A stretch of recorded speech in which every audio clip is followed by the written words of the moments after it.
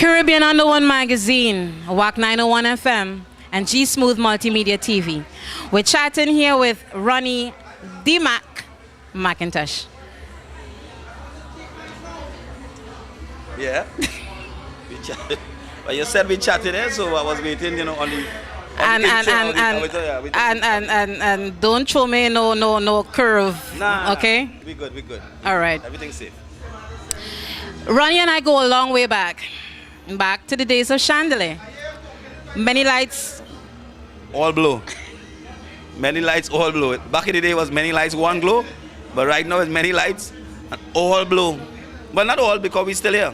We're still shining, correct? Yeah, and you're shining brighter than ever.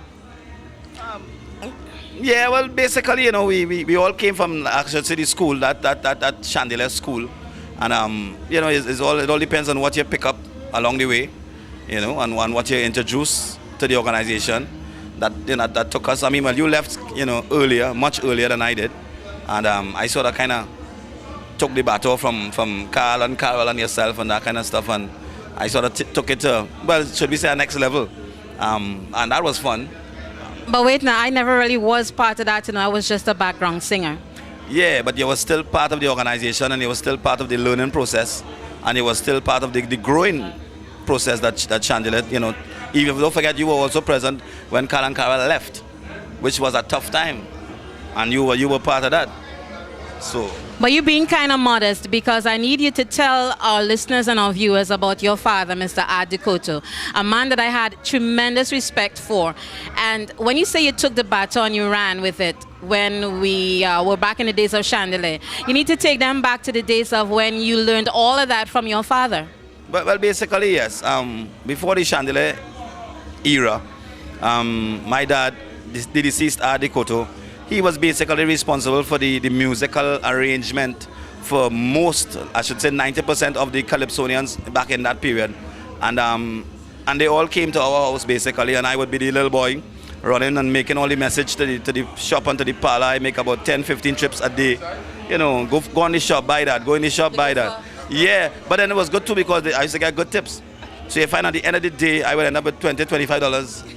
And I can't wait till tomorrow, till they come back, because that was my income. That was basically my little school spending money, basically. And of course, he also would be, making corrections and making adjustments to their songs and to their conduct, how they, the diction and all that kind of stuff. And me being present, I also wasn't aware that I was absorbing, so to speak, all that knowledge in the middle of all the Sparrows, the Kitcheners, the Chogdas, the Maestros, all them. I mean, even the Flukes and the Lord Popo and all them. All of them used to be, poser, all used to be present, and that education used to be kind of going into my system, and I wasn't really aware. So you find when I got the chance now to deliver a song, all that corrections, all that came back, and it came automatic.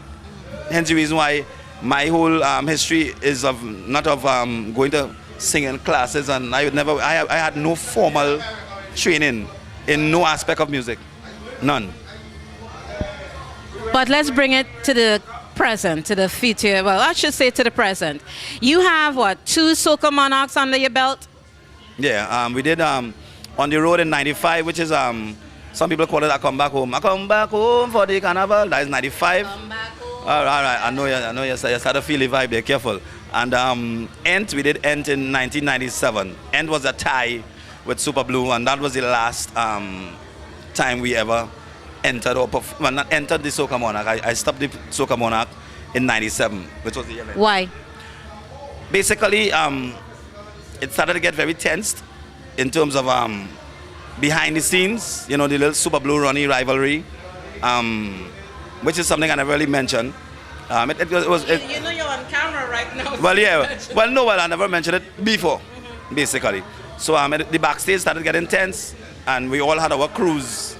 There was a Super Blue crew, Point 14, wherever, and there was a Ronnie crew and all that kind of stuff. And also, it's not supposed to be like right, but also you find that I also felt that Carnival Friday was very stressful, and is a piece of stress that I really didn't need, because that Carnival weekend, after working every night in the fets, and I figured that around that time I supposed to be real free, but in the back of your neck and stuff on a Friday, used to be messy, then you find you and your wife or your girlfriend in war because, you know, of decision making, you know, all them kind of things. So it was yeah. So we kind of say, look, we collectively, the whole crew, felt that we didn't need that stress. And plus, you know, it was time to open up the road for somebody else to win. Because it was Ronnie Super, fight, pelt, drama. I said, look, leave that alone, man. I don't need to be stressed on a Friday. Friday, I need to be down Frederick Street, open my car trunk with a cooler. And chilling and having a good time. Yeah, because it's coming close. It's coming close to the end. It's coming close to the end, and that's the time you're supposed to be on automatic. You're not supposed to be studying and no sort of drama at that point. That's time to free up. I work hard, you know. Yeah. We have an upcoming article that we're going to be doing with featuring Ronnie as our international artist for the October-November issue. Right now, I want to ask you, like I asked the other performers, what do you have for 2010? Nothing really, nothing special. Because I'm not really into the recording again as much, but we have some stuff, we have some plans. We meaning a fellow soca artist and myself, very popular artist.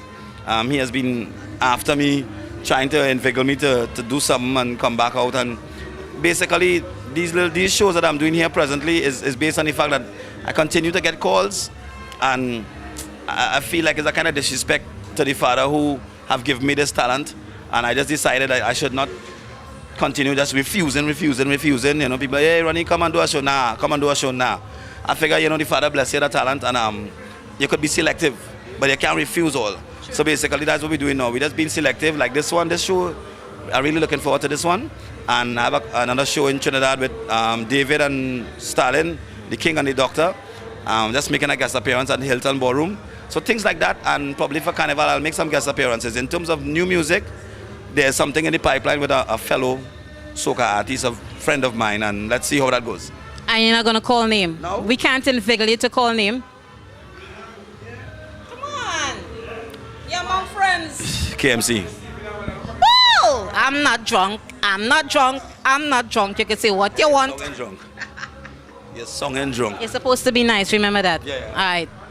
Listen, we've got a lot more to bring to you because remember, we're going to be doing an article with Ronnie for our October-November issue. And this is the first time that Ronnie... And this is the first time that Ronnie... I told it to behave. Be nice.